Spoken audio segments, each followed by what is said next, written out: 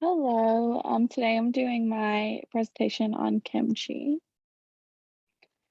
A little bit about the history and culture of kimchi. The recipes date back to the 13th century, and they highlight that kimchi was only made of fresh vegetables, pickles, salt, and alcohol. Red pepper was added only in the 17th century.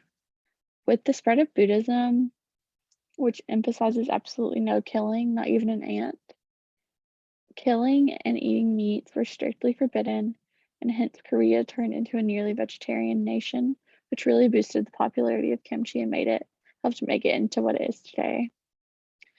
Kimchi in the form we know today was not developed until the 17th century as a result of the war between Korea and Japan. Pepper was introduced to Korea where it was called the Japanese mustard. It's a very common tradition in Korea that sorry, that the mother of the soon-to-be married daughter impresses the bridegroom with delicious food in which kimchi plays a significant part. The purpose is to show that the family has top-notch family cooking and that the bride would have received all the secret recipes from her mother on how to make delicious kimchi. There's a common Korean saying that if you have kimchi and rice, you have a meal. Just like bread and butter of the Western culture, kimchi and rice play a vital role in the Korean diet.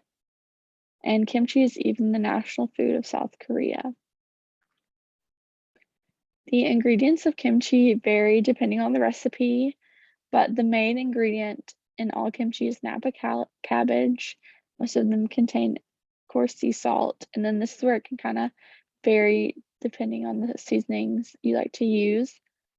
There's garlic, ginger, salted shrimp, fish sauce made with anchovies, and Korean red chili pepper flakes. I'm not going to try and pronounce those other words. The nutrient composition of about a cup of kimchi, which is about 150 grams, contains 23 calories, 1 gram of protein, less than a gram of fat, 4 grams of carbohydrates, 2 grams of fiber, and 2 grams of sugar.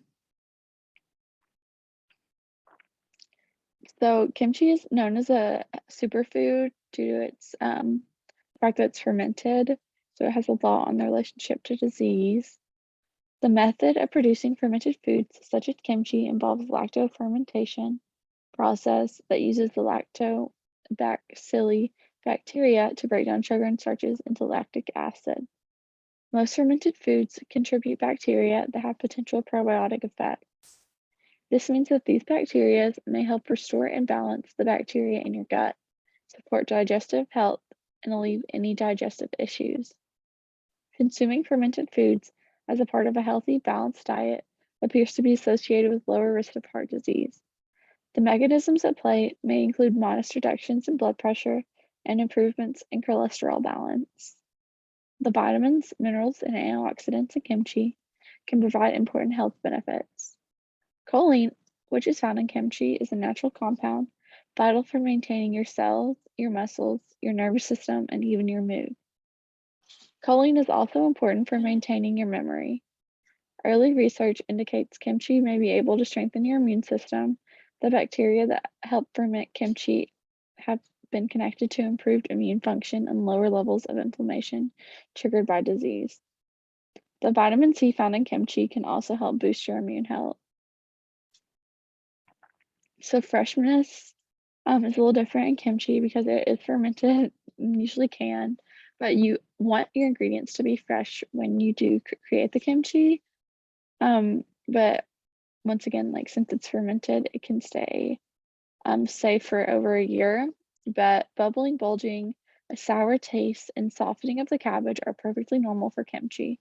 However, if you notice a foul odor or any signs of mold, such as white film atop the food, your dish has spoiled and it should be thrown out. As far as the production of kimchi, commercial kimchi is traditionally made in the winter months. Its main ingredient, which is napa cabbage, takes 70 to 90 days to grow and harvest when planted from seed, or 60 to 70 days when using transplants. Cabbage requires a consistently moist soil. While it won't tolerate sitting in wet, soggy soil, it needs regular watering to produce its leafy heads. So the steps in preparing kimchi commercially include harvesting the cabbage, chopping and washing the vegetables, and adding the seasoning. It's usually fermented in a stainless steel container for several weeks, and then it's packaged into plastic jars and sold.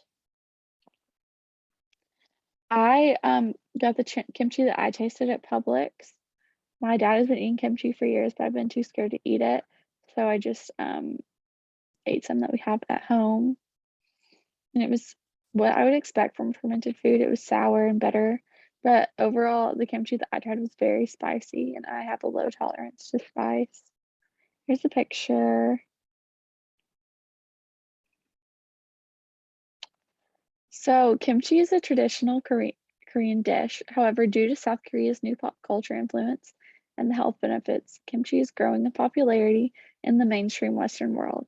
Kimchi is such a popular dish in Korea that it's served with almost every meal, even breakfast. So, if I were raised around Korean culture, I would have been well adapted to eating kimchi since childhood. And here are my references. Thank you.